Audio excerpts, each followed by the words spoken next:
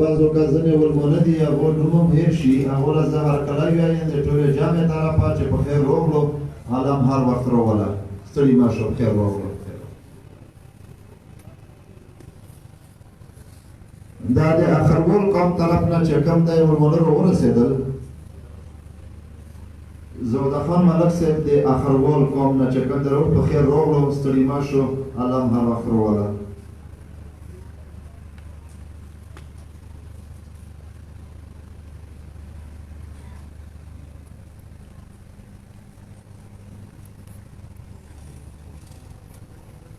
مشرولو د افر ولمنم راورسېدل او د خیره سره د ورکزۍ جنسي مشران پوتي ټلیفون یې کړی و هغه هم رسېدونکي دي او د شمالي وزیرستان ملګري لا پوتي دي او د کورم جنسي ملګري لا پوتي دي نو انشاءالله د مو ورپسې ولمنل روان دي او باقاعده د تلاوت نه به خپل آغاز کوو او دا نن غونډه او دا نن نوستای او د دوست چې دا کم تکلیف دی دا به انشاءالله نتیجه راوړي کله چې تکړه قومونه وي یا تکړه مملکت وي او د هغو نوسته وي د هغو غونډه وي خو څوک په سینټ کې سره کیني غونډې کوي فیصلې کوي څوک په پارلمان کې په قومي اسمبلې کې کیني غونډې سره کوي او د خپلو قومونو مسایل حل کوي ځینې په صوبایي اسمبلې کې نمایندګي وي او ځینې داسې وي چې لکه نو جرګه په انګلیش کې ورته ویل کېږي کونسل چېرته چې د خبرو حل کېږي مختلف نظر والا چې کوم معاملې وي په هغه باندې خپل سوچ او فکر کوي نو د مو دوسې دا نن چې کومه آل قبایل لویه جرګه ده دا په دغه سلسله کې ده چې د مو د تېر شوي قربانۍ او د مو د اخري شرک والا چې په کوم تکلیف تېر شول آیا چې مو دا کومې قربانۍ وکړې دا د مو د خپل مملکت د پوره کړې وې د دغې اصطلاح مو له حکمرانانو راوکړله دا نن غونډه چې کومه ده دا بنیادي دوې خبرې مې د دغې غونډې نه مو تاسې راوباسو چې د مو تاسې کومې خبرې نن وشي چې دغې نه مشترکه قرارداد وسکو او قرارداد هماغه قرارداد وي چې قبایلو مشرانو په کومو خبرو او په کومو اصولو او په کوم نکات باندې چې کوم د عمر تېر کړی دی په هغه خبرو به نن خبرې کوو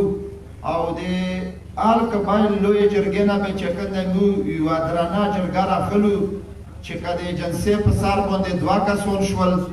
او که د جنسې په سر باندې 3 کسان شول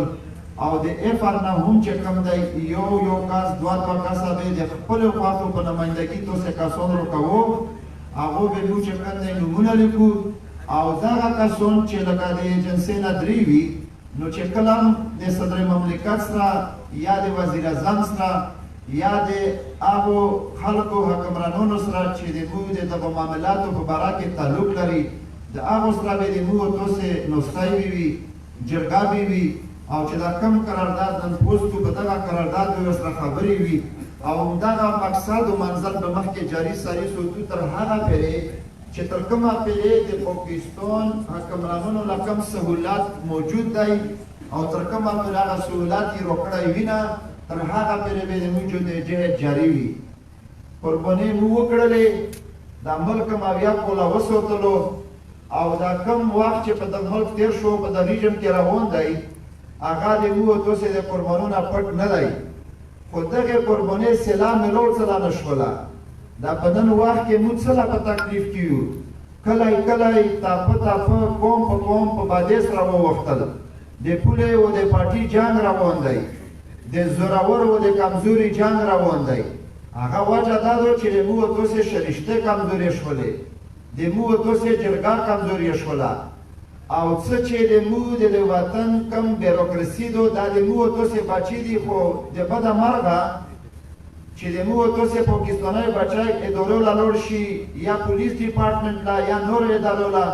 نو د هغو نه بیا فرعون جوړ شي هغه د مو تاسې په مسایل حل کولو کې دلچسپي نه لري دلته 2 قسمه پاکستان دی یو هغه پاکستان دی چې چاله پکې شاهي مهمانخانه او شاهي سهولتونه میلو دي یو هغه پاکستان دی چې کوم د مو تاسې د غریبو خلکو پاکستان دی چې که څوک پکې مري او څوک پکې راغېږي د پښتنې څوک خپل د میډیا چې کوم ټیم دی د لنډي کوتل د طرف نه د عمران شنواري صاحب په رهنمایي کې راورسېدل موږ هغه ټولو له هرکلی وایو چې په خیر راغلو او الله هم هر وخت راوله